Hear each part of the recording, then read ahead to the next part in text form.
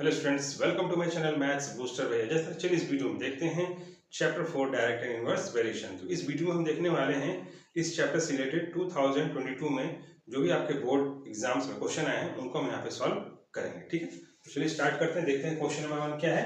If x and y vary inversely, तो x और y यहाँ पे कैसे है, ये इनवर्स वेरिएशन में है। ठीक है, if constant of variation is 5, और उनका कांस्टेंट मतलब k का वैल्यू कितना दिया आपको यहाँ पे 5 दिया हुआ है। ठीक है, एंड y इक्वल्स टू 5, मतलब आपको यहाँ पे क्या दिया है, यहाँ पे x एंड y आपको यहाँ पे इनवर्सली है और यहाँ पे कांस्टेंट का वैल्यू दिया है और y का वैल्यू दिया हुआ है। ठीक है, then find the value of x, तो आपको यहाँ पे x का वैल्यू बताना है। तो बहुत सिंपल है, हम लोगों ने पढ़ा है x into y equals to हमने पढ़ा है k।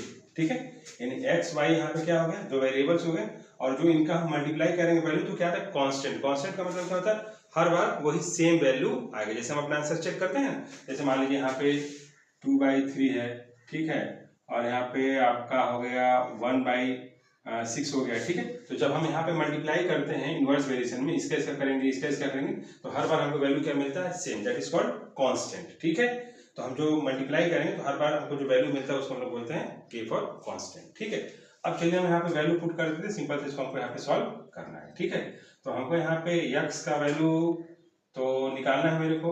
x इंटू वाई कितना दिया है 15 इक्वल्स टू k कांस्टेंट कितना दिया हुआ है 5। इस तरीके से आप लिख देंगे। ठीक है, तो यहाँ पे x इक्वल्स टू क्या हो जाएगा 5/15 हो जाएगा। x के साथ जो भी वैल्यू होगा कहाँ चला जाता है, नीचे चला जाएगा। इसको आप कट कर दीजिए, 5 1 जा 5, 5 3 जा 15, यानी x इक्वल्स टू कितना आ गया 1/3। ठीक है, तो यहाँ पे x का वैल्यू क्या निकला 1/3। ठीक है फ्रेंड्स, तो इस तरह से आप इसको यहाँ पे सॉल्व कर लेंगे। ठीक है, तो यहाँ पे कितना मेरा आंसर है 1/3। आप इसको चेक भी कर सकते हैं, आप x की जगह इसको रख दीजिए। ठीक है, क्या हो जाएगा 1/3 इंटू 15, तो हमारा ये 5 आना चाहिए, LHS RHS दोनों बराबर आना चाहिए। काट दीजिए, 3 1 जा 3, 3 5 जा 15, कितना आ गया यहाँ पे 5, यहाँ 5 है, इधर भी 5 है, तो हमारा जो आंसर है 1/3 वो सही है। तो इस तरह से आप चेक भी कर सकते हैं। ठीक है फ्रेंड्स, तो चलिए देखते हैं नेक्स्ट क्वेश्चन क्या है।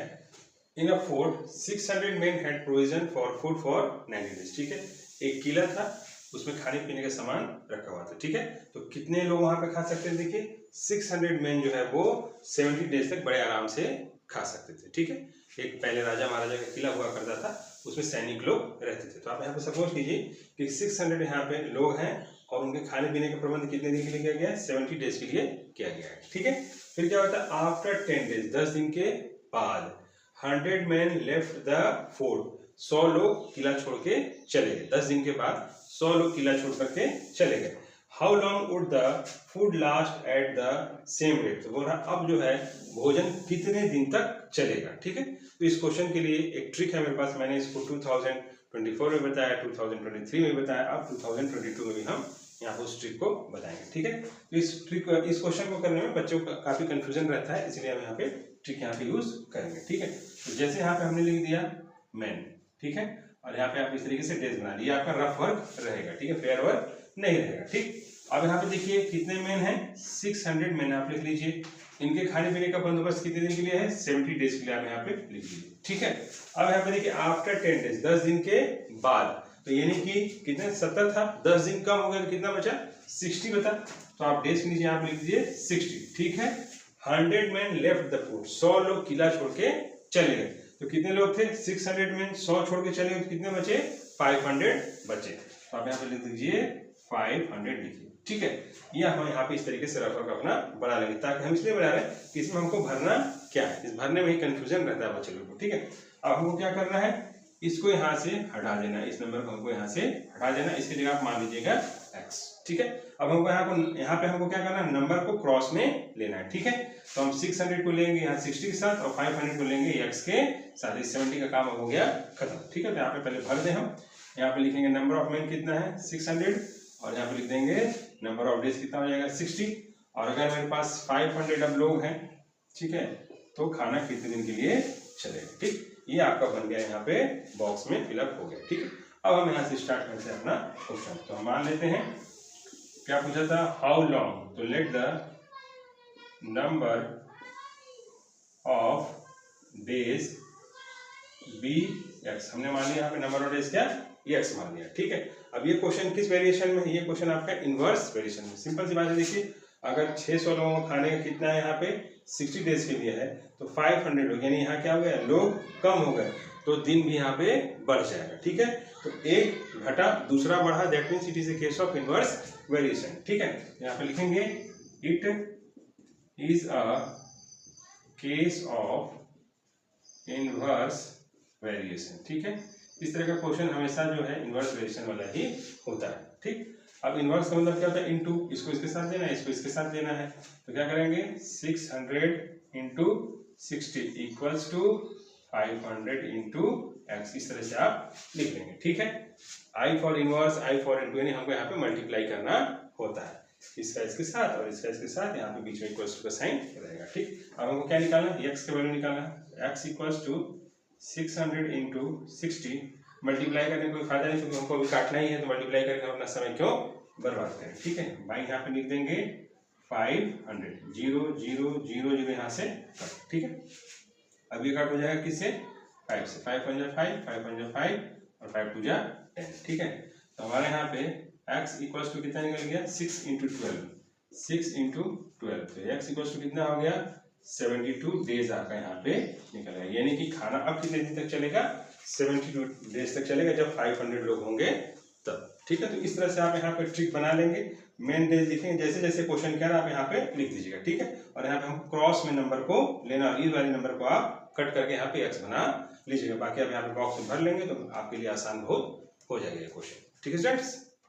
चलिए देखते हैं नेक्स्ट क्वेश्चन क्या है।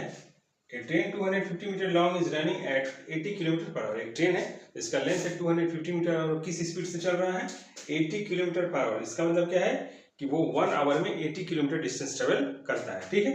It crosses the bridge in 18 seconds, और एक ब्रिज है जिसको वो 18 सेकेंड में क्रॉस कर लेता है, ठीक है।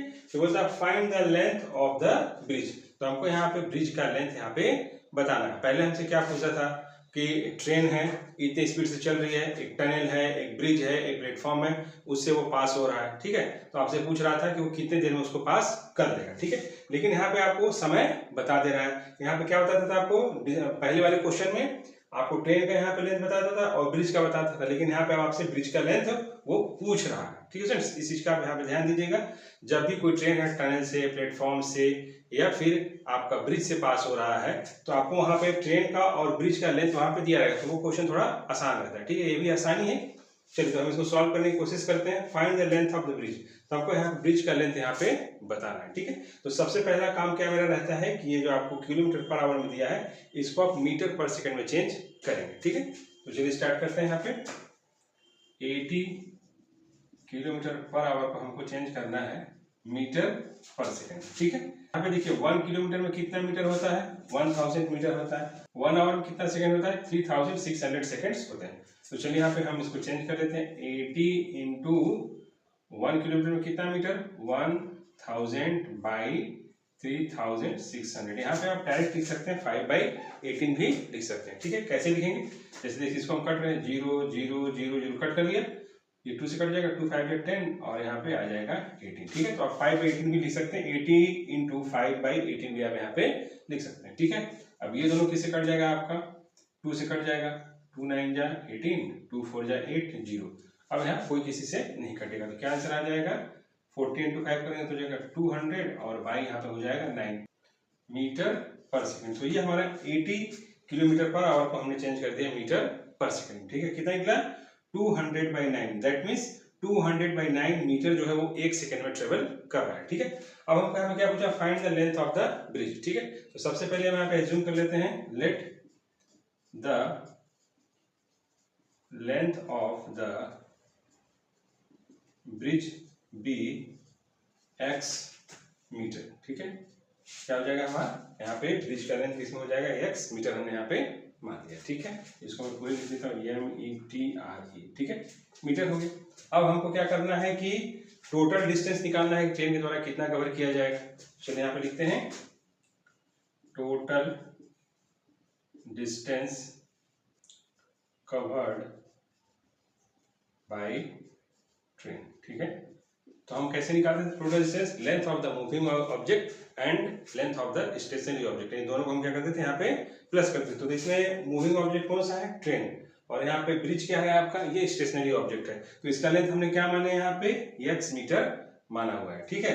तो यहाँ पे मैं लिख देता हूँ आपका length of the moving object कितना है? 250 मीटर है, प्लस इसका कितना है आपका यहाँ पे?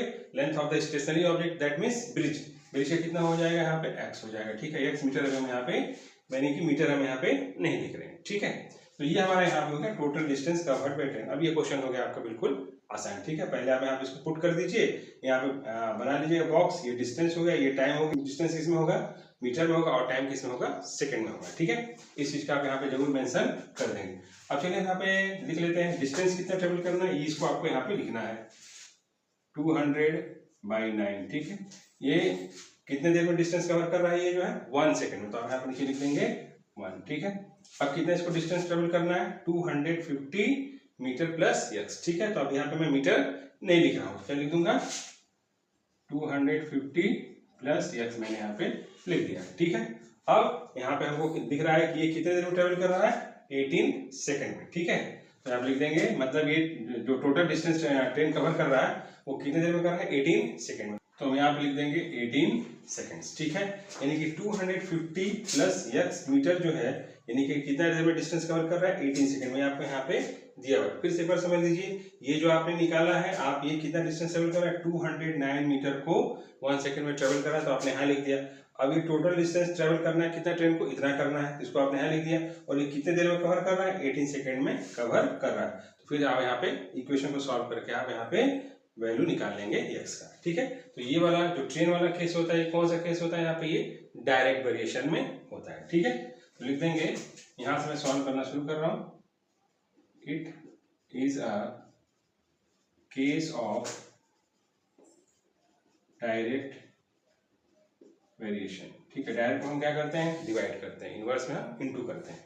तो इसको हमको लिखना है 200/9, और यहाँ पे लिखना है 1 इक्वल्स टू 250 प्लस x/18 हमको यहाँ पे लिखना है, ठीक है। अब सिंपल हमको क्या करना है? यहाँ पे क्रॉस मल्टीपल करना है और सॉल्व करना है। तो इसका इसके साथ हो जाएगा, तो आप यहाँ पे लिख दीजिए 250 प्लस x इक्वल्स टू 200/9 और इंटू हो जाएगा 18। हमने यहाँ पे मल्टीप्लाई कर दिया, ठीक है। अब ये इससे कट जाएगा, 9 × 9, 9 × 2 = 18, ठीक है। कितना हो गया? 250 प्लस x इक्वल्स टू, ये कितना हो जाएगा? 400, ठीक है फ्रेंड्स। अब यहाँ पे क्या हो जाएगा?